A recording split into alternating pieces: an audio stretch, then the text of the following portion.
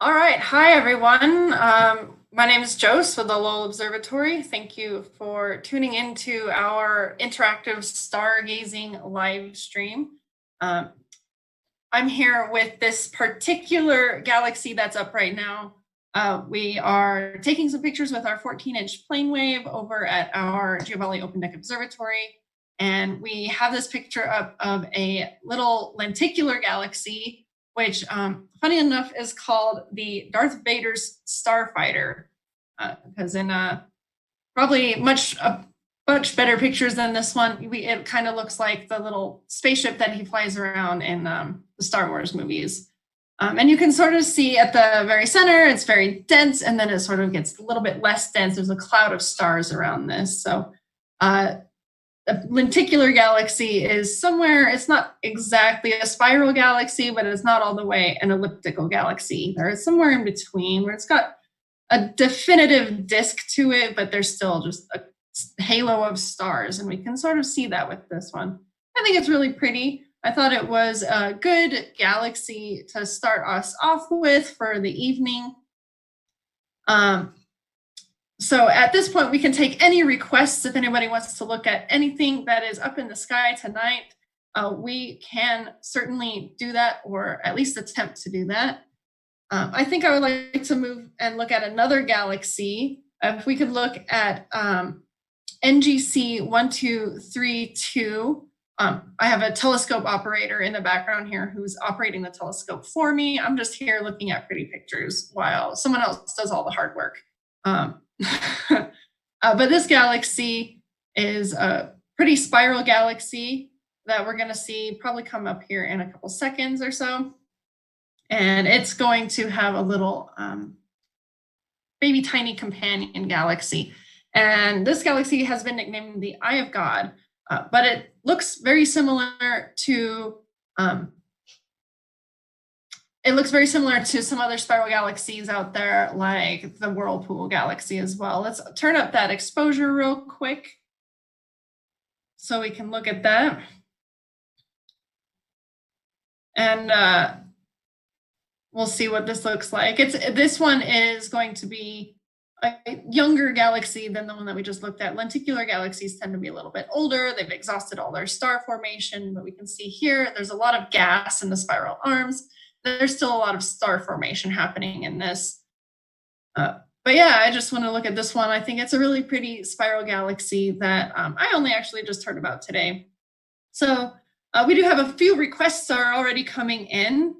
Someone has already asked to look at Enceladus. Enceladus is actually one of Saturn's moons, and it's a really pretty moon. It's one of the brightest ones of Saturn. But unfortunately, Saturn is set below the horizon.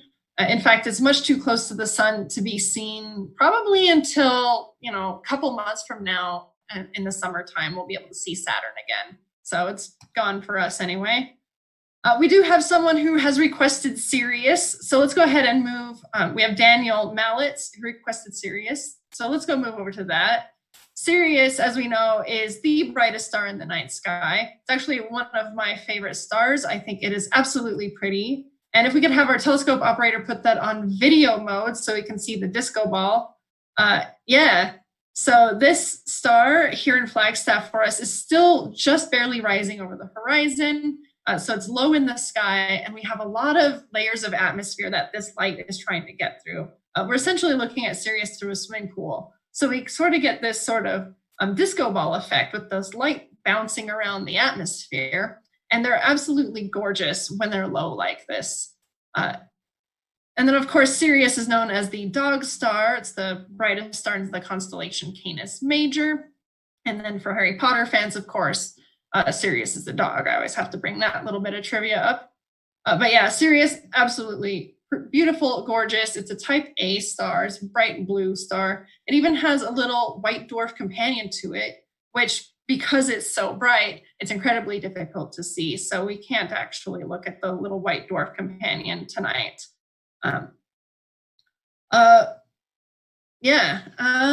We can go ahead and look at, let's go ahead and look at a planetary nebula. If we can look at the Little Dumbbell Nebula, M76. That one's always a good one to look at. So we have the dumbbell and the little dumbbell, and the big dumbbell, which I'm going to call it that now. The big dumbbell is too low in the horizon. In fact, it's probably set already. It's located in near the constellation Cygnus, over in that general area. And that's a really good summer object, and it's actually my favorite planetary nebula. But during the winter time, we're just going to have to we're going to have to look at the little dumbbell, which is a pretty decent alternative. So a planetary nebula is a star that was a lot like our sun. It has since exhausted the majority of its fuel, and it's pushed out all of these layers of gas. I like to describe them as onions, because they have, or like Shrek, because they have all these layers. You're going to have different colors. Usually red is the outer layer, and then green is the inner layer, and hydrogen being the outer layer, and then oxygen being the inner. So we can see the little dumbbell there pretty easily, actually. And you can also see the white dwarf at the center. And so a white dwarf is going to be the core of the star that it used to be. It's no longer fusing heavy elements. It's actually slowly cooling down over a long period of time. And eventually all this gas is going to disperse into space, but the white dwarf is probably going to stay there and be shining for quite a while. And then, so we have another request coming in. We have the Clown Face Nebula, NGC 2392.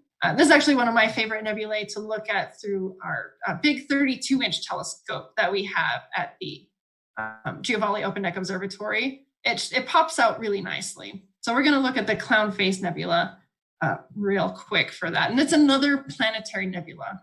Incidentally, we have a lot of planetary nebulae that are up tonight. There's so many of them that we could be looking at. And of course, some are going to be more exciting than others, but I really like this one. You can see the little blue sphere right there. And then that bright white dot at the center is the light coming from the white dwarf there. A lot of these are going to be really blue in color. But yeah, this one's pretty faint. It's pretty small looking for us, but you can see there is some, looks 3D to me. It looks like a sphere instead of a circle. And yeah, this is absolutely just one of my favorite winter planetary nebulae, I should say. And then Riley Hunter is requesting for us to look at one of the stars in the Pleiades. I'm not going to pronounce it correctly, but it looks like Taygeta, Taygeta. So we're going to go ahead and look at that. Now, of course, we can't see all of the Pleiades with our Malincam and our 14-inch telescope here, because it does get a little bit too close of a view for us. We have no way of zooming out and seeing the entirety of the Pleiades. It's got a very small field of view. So we can see on the screen that you're watching right here, he's searching for this star so we can find it. And that one right there in the very center, that's going to be it. That's our Taygeta, one of the Pleiades stars. Now, of course, these stars, all of them are very young, hot stars. So they're going to be blue, and they're going to be pretty massive. And they're all really pretty. And some of these stars have a little bit of nebulousness around them. You can see it's still a little gassy because of how young they are. So Avery Squires has actually requested the Trapezium cluster.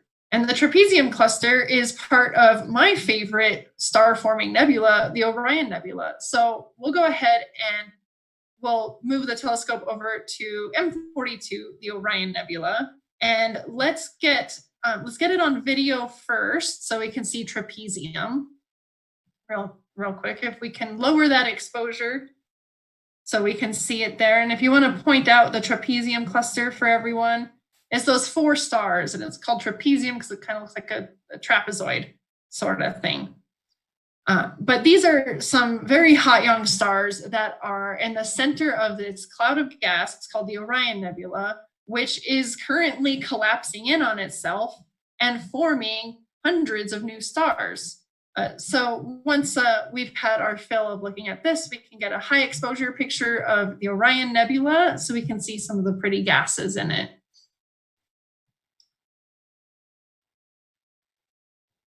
And yeah, there we go. We got a quick, nice exposure. We got some of those pretty blues and purples. So we find that Orion is mostly hydrogen gas. That's where that purple comes from, is the hydrogen. And the entire constellation just has nebulae in it, just star-forming regions. We call it the Orion Molecular Cloud Complex. And you can look anywhere in Orion and you'll probably find a gas cloud somewhere. And what I really like about this particular one and others that are similar to this is we have this dust region right in the front, which we would call a dark nebula. And you can see some of that light reflecting off of that dust, and it gives a little bit of a 3D effect right there. And there's still stars in there, but they are being obscured by all of that dust and we can't see them. So it just looks kind of like this black void. And of course, the stars, the trapezium stars, which are inside that gas cloud there, they're shining so brightly that they're causing the gas around them to become extremely energized, and it's starting to glow. And that's why it looks so bright right there. Orion Nebula is always, I always recommend this one. You can look at it through a video camera like this one, or if you want to look at it live through a telescope, it's going to be spectacular either way. We have Robert Locher has a request for the Christmas tree cluster.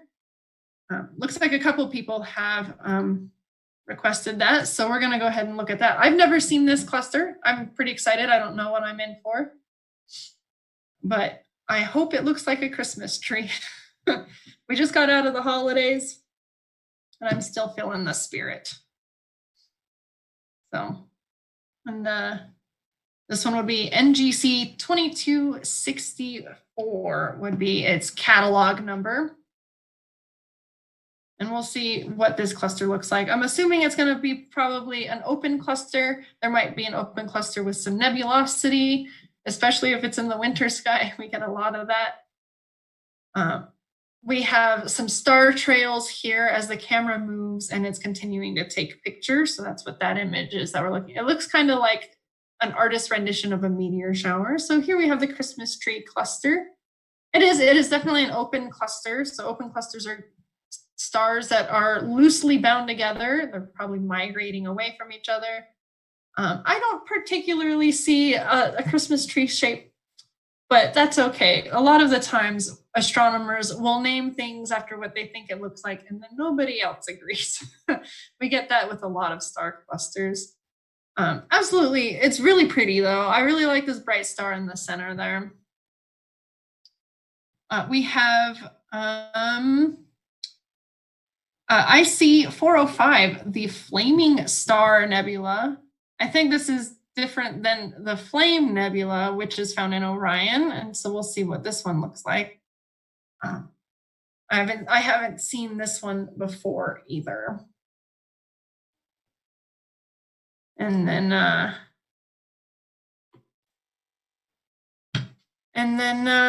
let's see if we can get that exposure up. I don't particularly see anything in this picture quite yet. Generally, our photos end up sort of just to the upper left of the center. They're not directly in center, so that's where I'm looking. And I don't really know if that there is a little bit of nebulousness down there at the bottom, but I'm not too sure what we're looking at quite right now. But yeah, you can see it's a little bit glowy and cloudy right there at the bottom where Matthew's trying to point at with his hand, his little cursor hand that he has. And so that, I think, might actually be it, the Flaming Star Nebula. Oh, that showed up a lot better with the higher exposure. We can see some of those blues and purples again. Again, this is probably going to be some star forming. There's going to be a little bit of a, there is probably more stars than there is nebula in this one, but this is probably the beginnings of a new set of stars. And it looks like we even have a little bit of a dark nebula in the front there. I can see a little bit which is always my favorite thing. If anybody asks, my favorite thing in space is dust. Sounds boring, but I think it's really cool. All right, let's go ahead, and we have another request from Jim Jennings, who wants to look at the Head of Orion, I guess. So we're going to move to that COL69.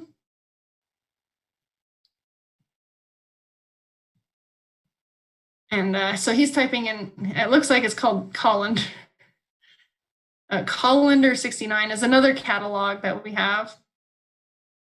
So it turns out there's a catalog for everything, and you can probably find it cataloged somewhere. So we'll go ahead and we'll look at this particular object. I'm not sure what it is, so I'm excited to see. And it's just a bright star. He did say it was the Head of Orion, and so this will be, if you look at the constellation of Orion, you have two shoulders that are stars, Beetlejuice and Bellatrix, and then sort of right in the middle, just above that, you'll see where his head is supposed to be. And so yeah, that's a pretty star, another bright blue one. So we know it's going to be really hot.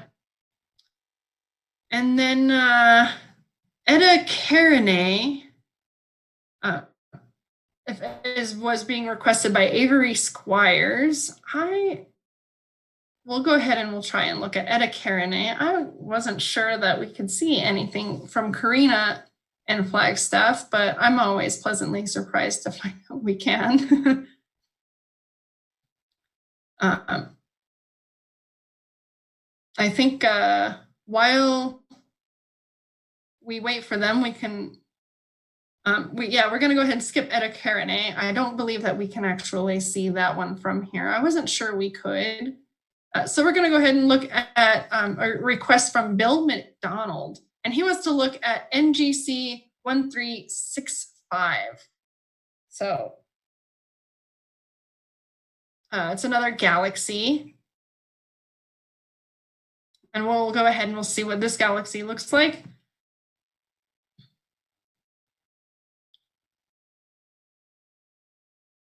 And there we go. It's turning out really good, actually. So we can see this is a barred spiral galaxy. And if Matt can point out the bar at the center there, and you can sort of see those, it looks like the letter Z, which is kind of cool looking. So this is another barred spiral galaxy that we have here. I love spiral galaxies. They're the most structured out of the different types of galaxies that we have. And those ones, you can tell they're younger. They haven't gone under a lot of interactions with other galaxies. And so they are quite orderly. They haven't been thrown out of whack or anything. And since we're talking about interactions with galaxies, we might as well look at the Andromeda galaxy, which was a request from Riley Hunter. And Andromeda is, of course, the brightest galaxy. And I can talk about this one forever if you guys let me. This one's the brightest galaxy in the Northern Hemisphere. It is about 2 million light years away from us, and it is technically visible with the naked eye. If you know where to look, it looks kind of like a little star that was erased by a pencil eraser, and it's kind of still smudged onto the paper. But of course, this is absolutely gorgeous when we get a high exposure photograph on it. Even looking at it through any telescope, it starts to look absolutely stunning. Now, we can't get the full galaxy in the view because it's so big. It's about 3 degrees across, which is the width of 6 full moons. So you can imagine we're looking at about 1/3 of the galaxy right here. And you can imagine just how much farther those spiral arms extend beyond the image of what we're looking at.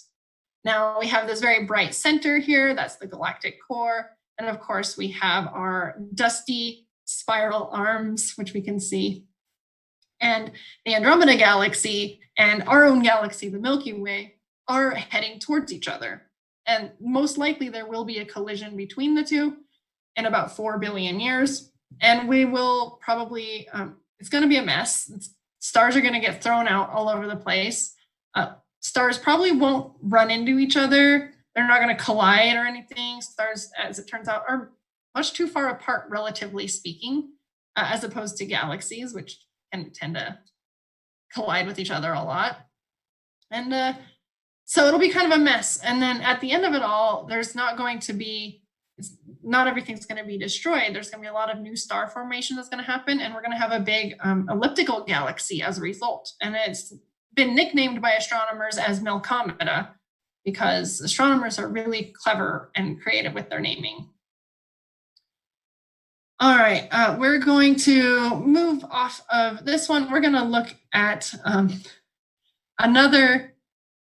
we're going to look at a red dwarf star if we can get one up. So how about GJ3379? Lily's Nana 1955 has requested that.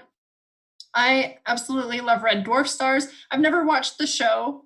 Lily's Nana said that they really like to watch this show. I've never watched it myself, but red dwarf stars are some of my favorite types of stars to talk about. As it turns out, red dwarfs are the most abundant kind of stars that we find in our sky, but they're all really faint to look at, and you're not going to see them with the naked eye, and you would need a telescope. So we have this long exposure and a 14-inch telescope, and you can see it's this really tiny little guy right here in the center. And we're going to update the picture there so we have no star trails. There we go. And so red dwarfs are really small and faint because they're cool in temperature and they don't have as much energy as a star like our sun or something that's brighter. And so they're going to be dim, and it makes them difficult to see, even though they are the most abundant type of star that we find. So red dwarfs right there, those are going to live for billions of years.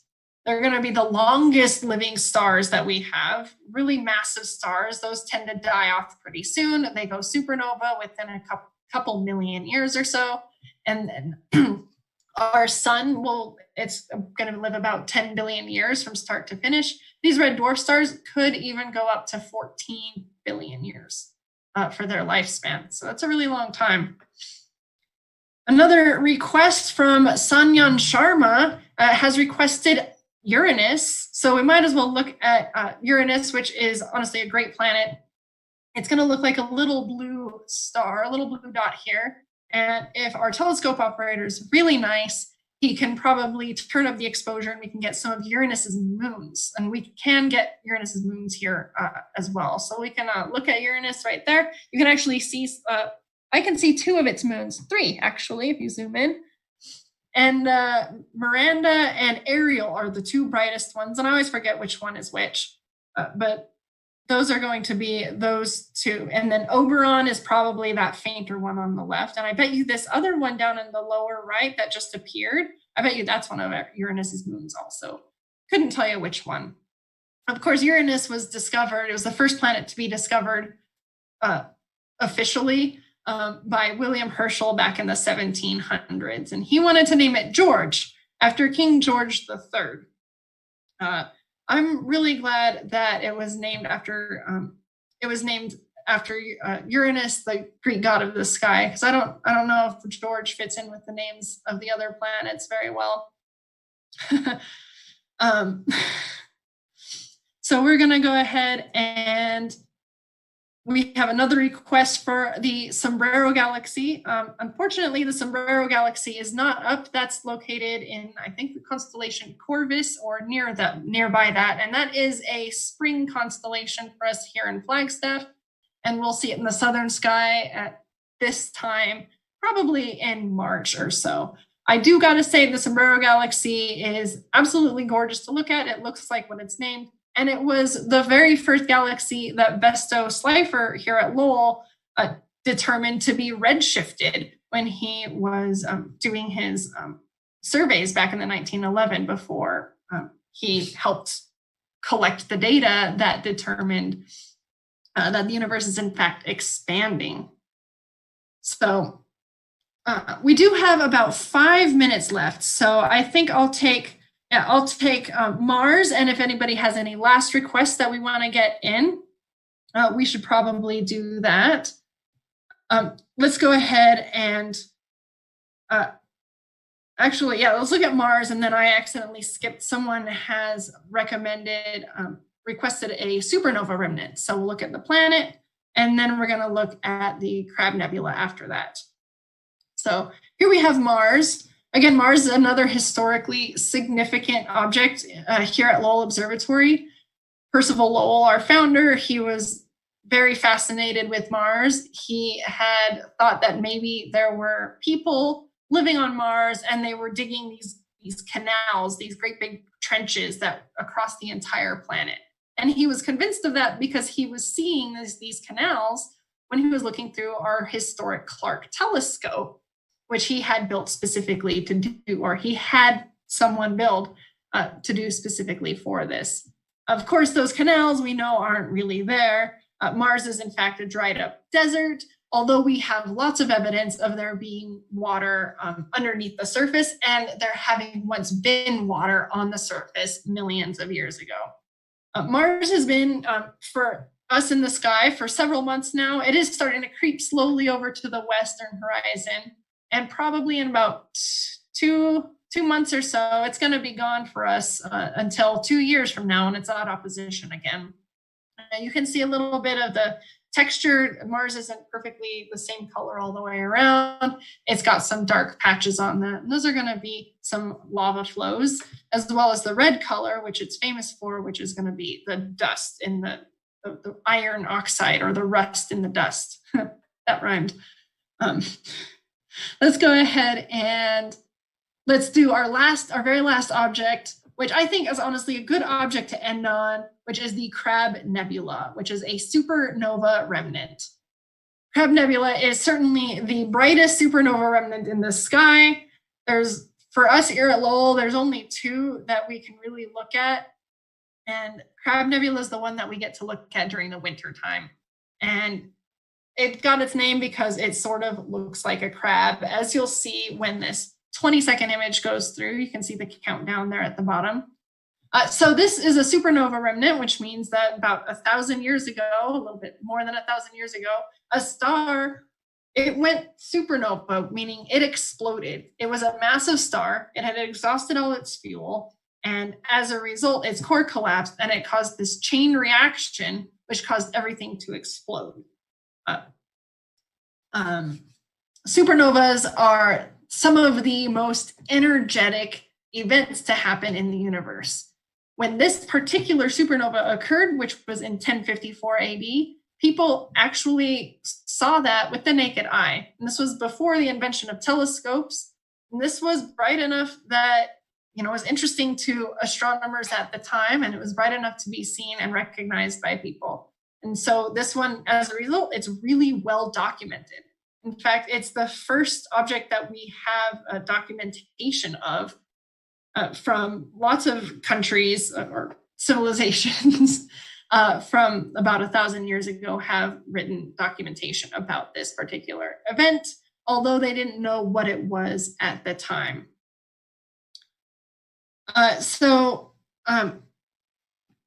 At that point, we do have about 2 more minutes, and so I did have a couple more requests. So someone does want to look at the star Beetlejuice. I think this is a perfect segue. We just looked at a supernova, and I've said the name of that star twice, and you don't say it 3 times for obvious reasons.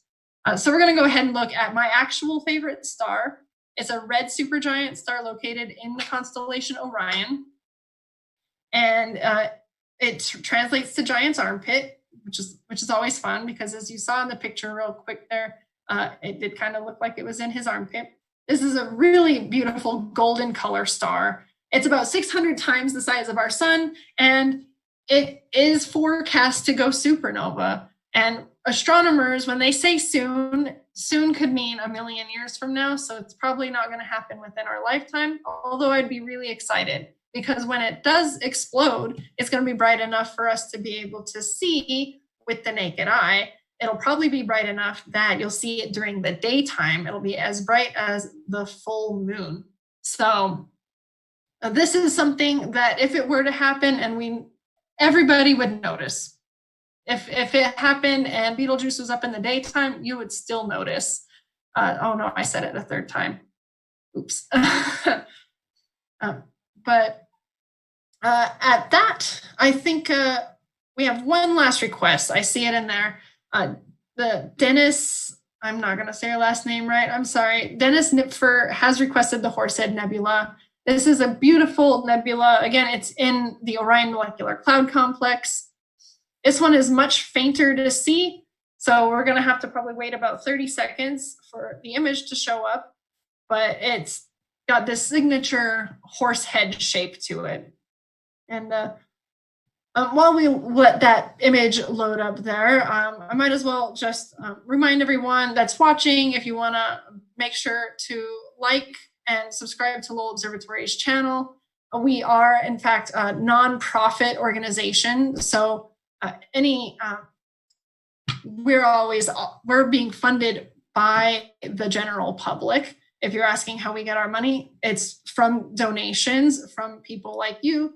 So if you want to like and subscribe, and then also hit that notification button, because we also have many other live streams that we do. We will do major events like great conjunctions and full moons. We also have our cosmic coffee at 8 a.m. on Thursday, where you can learn, listen to astronomers and other people talk about, really nerdy stuff, to be honest.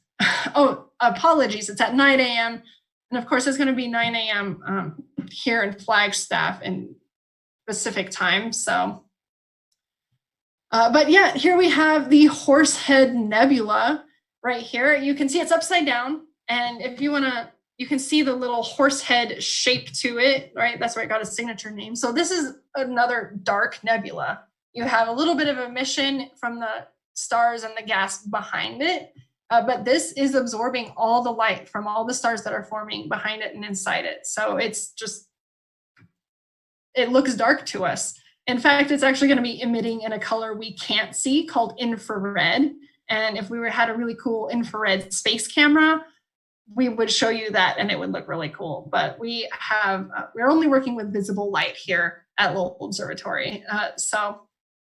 With that, I want to thank everyone for joining, and and I want to thank everybody behind the scenes. I want to thank Matthew and Brian. They're the ones who are helping me out by operating the telescopes. So thank you, everyone.